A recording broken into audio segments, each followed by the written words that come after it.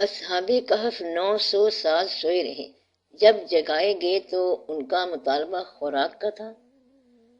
یہاں بتایا یہ گیا ہے کہ جس خیال میں وہ سوئے اسی میں اٹھے، یہ نہیں کہ انہیں 300 سال بھوک لگتی رہی ہے۔ بتانے کا مقصد یہ ہے کہ جس خیال میں آپ سوئیں گے اسی میں اٹھیں گے۔ یہ موت کا نقشہ بتایا گیا ہے کہ جس خیال میں مرے گا اسی خیال میں اٹھے گا۔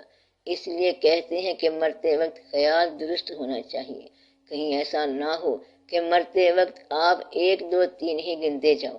عام طور پر کہتے ہیں کہ مرتے وقت کلمہ پڑھو تو بیچارے کو یاد ہی نہیں ہوتا، وہ کسی اور چکر میں ہوتا ہے۔ تو آخری سانس جس میں آپ مریں گے اسی حالت میں آپ اٹھیں گے۔ اس لیے یہ کہتے ہیں کہ آخری سانس میں کلمہ نصیب ہو، اور کلمہ پڑھتے ہوئے مرے گا تو کلمہ پڑھتے ہوئے اٹھے گا۔ کھانے کے انتظار میں مرے گا تو کھانے کے انتظار میں اٹھے گا۔ موت کا مقام کوئی بھی ہو سکتا ہے، اس لیے اپنے خیال کی اصلاح کرو۔ جو آدمی درود شریف میں مر گیا وہ درود شریف میں اٹھے گا۔ باوضو ہو کے انسان سو جائے تو ساری نیند عبادت ہے، اگر باوضو ہو کے مر جائے تو جاگنے تک ساری موت عبادت ہے۔ جس حالت میں آپ رخصت ہوں گے وہی حالت جاری رہے گی، اس لیے کوشش کرتے ہیں کہ ناپاک نہ جائیں۔ اس کے قرضے ادا کر دو، حالات درست کر لو، ناراض شخص سے معافی کرا لو تاکہ وہ شخص آگے پریشان نہ کرے۔ جس نے زندگی ہی میں سب کو راضی کر لیا اس کی بات آسان ہو گئی۔ تو مرتے وقت جو کیفیت ہے وہی جاگتے وقت ہوگی۔ کبھی آپ غور کرو تو سوتے وقت جو کیفیت ہوتی ہے وہی صبح جاگتے وقت ہوتی ہے۔ نیند چاہے 500 سال کی ہو چاہے 100 سال کی ہو، یہ اللہ کے کام ہے کہ جتنا مرضی سلائے، جتنا مرضی جگائے۔ یہاں بتانا یہ مقصود ہے کہ ہر قانون ایک مرتبہ ایکسیپشن سے گزارا گیا۔ باپ کے بغیر بچہ پیدا نہیں ہوگا، لیکن باپ کے بغیر بچہ پیدا ہوا، پہلا بھی ہوا، دوبارہ بھی ہوا۔ پوچھا گیا کہ یہ کیسے ہو سکتا ہے کہ عیسیٰ علیہ السلام باپ کے بغیر ہوں؟ اللہ تعالیٰ نے جواب دیا، یہ کیسے ہو سکتا ہے کہ آدم علیہ السلام باپ کے بغیر ہوں؟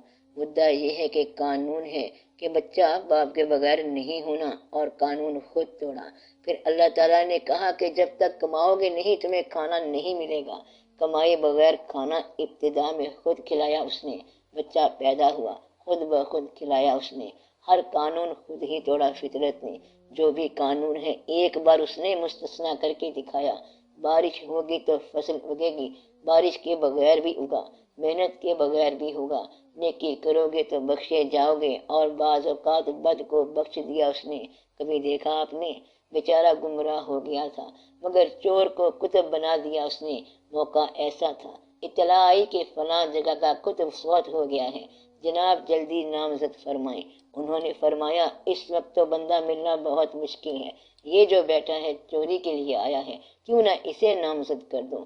چور کو بلایا اور کہا کہ ادھر سے خالی ہاتھ نہ جا، ایک موقع ہے، اگر تو چاہے تو تمہیں بنا دیں۔ چور تو ضرورت کا نام ہے، اندر سے بندہ برا نہیں ہوتا، ضرورت برا کرتی ہے، ضرورت ہی نیک کرتی ہے۔ بندہ اندر سے دراصل نیک ہے۔ ضرورت نکال دو بندہ ٹھیک ہے، مجبوری ہٹا دو بندہ ٹھیک ہے۔ مجبوری انسان کو خراب کرتی ہے۔ جس کے پاس فراوانی ہے کم از کم چوری تو نہیں کرے گا۔